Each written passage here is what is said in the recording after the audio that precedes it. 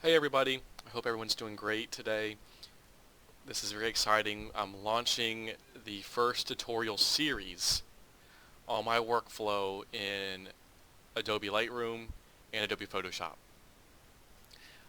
I want to try to keep these videos fairly short, maybe about 4 minutes each, capturing a different chunk of my workflow so that you can follow along at your own pace. You can click into videos, it makes it easier to find it.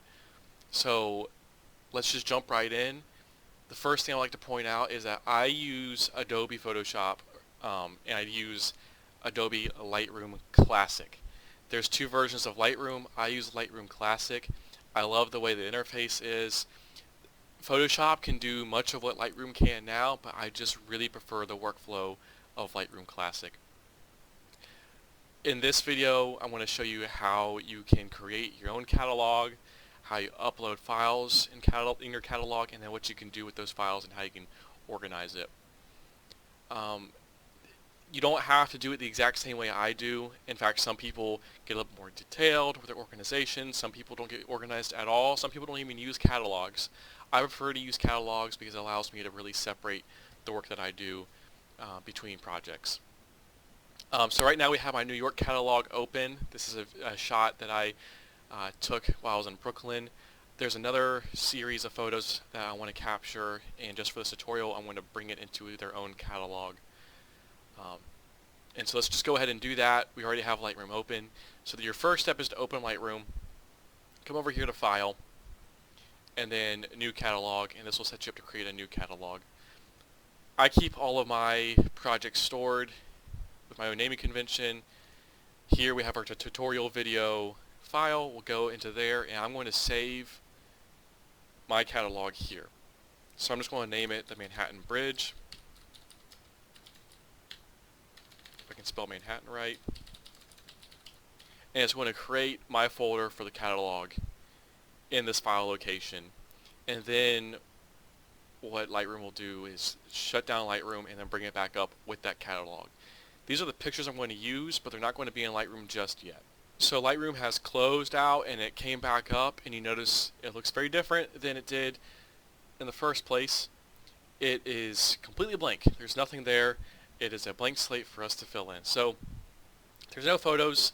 Usually your photos will pop up down here in the scroll bar.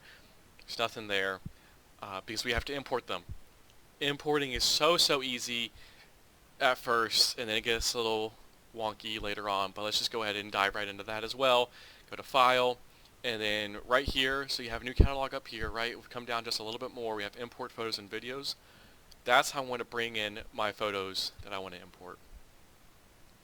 This is the import screen. It's not super user-friendly, but you can figure it out.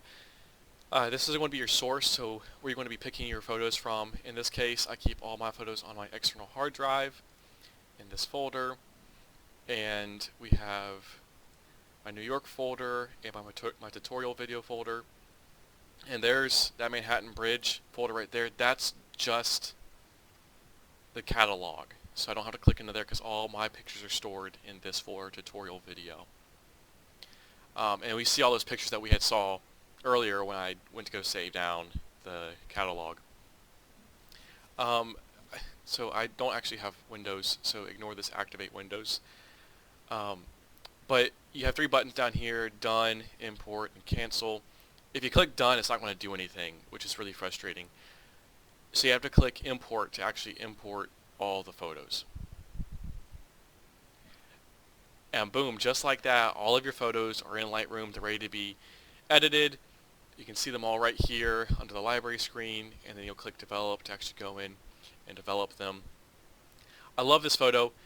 It's a very touristy spot. I mean, you have people down here taking pictures, and just so many people, and they don't care. They will walk right in the middle of your shot.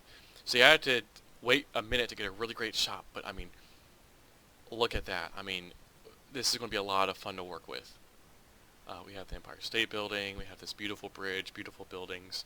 We'll have to touch up some things, but I think there's a lot of good things in this photo for some really good teaching points.